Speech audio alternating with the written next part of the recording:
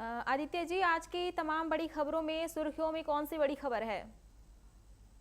जी, सबसे बड़ी खबर तो ये है कि भिंड में जो जी। बारिश हो रही है उसकी बस्तियों में पानी भरा हुआ है। आपको बताना चाहेंगे जिस तरीके से ये बारिश जोरदार हो रही है, कहीं न कहीं नगर पालिका की नाकामी जो साबित हो रही है।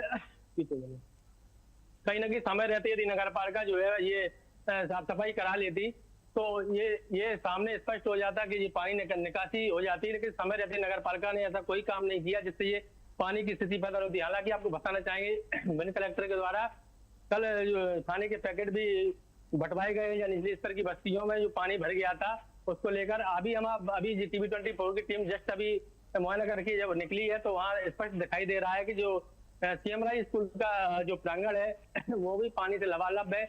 कॉटन जी ने जो स्कूल है जो 1 से लेके 8वीं तक के बच्चे यहाँ बैठते हैं, तो उस भवन में भी कुछ जगह पानी भर गया है जहाँ बच्चे नहीं बैठ पा रहे हैं। वहाँ के प्राचार्य ने बताया कि इस संबंध में नगर पालिका को सूचित कर दिया गया है, पत्र लिख दिया गया, कलेक्टर साहब को भी पत्र लिखा गया है और नगर पालिका सीएमओ को भी पत्र लिख दिया गया है और जिला शिक्षा अधिकारी को भी पत्र लिखा गया है, क्योंकि ऐसी स्थिति में 1500 बच्चे हैं और 2 शिफ्ट में जब क्लास लगती है तो कहीं ना कहीं बच्चों की पढ़ाई भी अवरुद्ध होती है और मैनेजमेंट बच्चों को एडजस्ट करने में भी काफी समस्या होती है।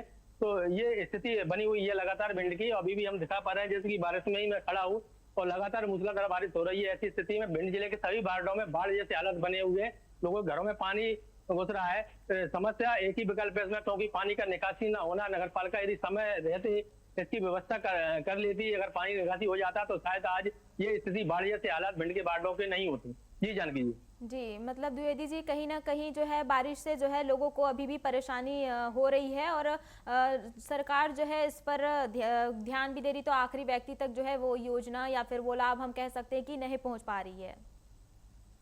जी जी बिल्कुल।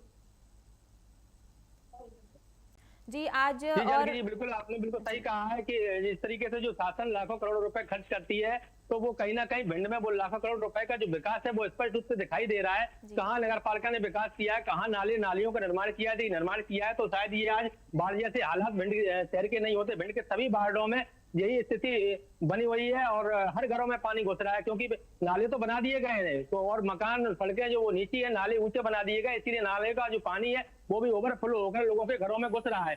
तो ये अपने आप में एक समस्या खड़ी हो गई है। तो जहाँ की जो बड़े बड़े नाले हैं उसमें कहीं देखा जाए तो कहीं ना कहीं भूमाफिया को भी सरकारी जमीन पर कब्जा है, उनको भी नगर पालिका हटाने में नाकामयाब रही है। जी जानकी जी।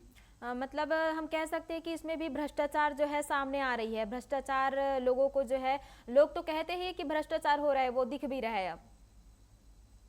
जी जी बिल्कुल बिल्कुल, इससे साफ स्पष्ट होता है कहीं ना कहीं ये भ्रष्टाचार की भेंट ही नाले और नालियां जो चढ़ चुकी हैं, इसीलिए तो ये पानी आज लोगों को घरों में भर रहा है। अगर ये सही तरीके से मानक अनुरूप यदि काम होते तो निश्चित रूप से ये पानी चला जाता। जहां 2 पाइप की जरूरत थी वहां 1 पाइप भी डालकर काम चलाया गया। तो ऐसा क्यों किया गया? क्योंकि ये कोई आज की बारिश नहीं है, ये मानसून हर साल आता है और हर साल यही स्थिति होती है। तो अभी तक क्या नगर पालिका प्रशासन क्यों नहीं चेता? ये एक अपने आप में बड़ा सवाल है। और नगर पालिका में लगातार शिकायतें लोग करते हैं, ऐसा नहीं कि शिकायतें नहीं पहुंचती हो। इसी हालात को देखते हुए भिंड कलेक्टर ने एडीएम और एसडीएम की कल टीमें तैनात की थी और मौके निरीक्षण पर सभी पहुंचे हुए थे।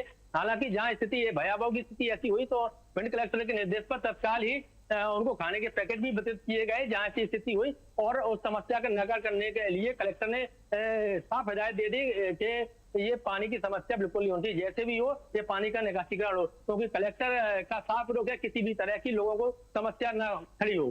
जी जानकी जी जी द्विवेदी जी, तमाम जानकारियों के लिए आपका बहुत बहुत धन्यवाद।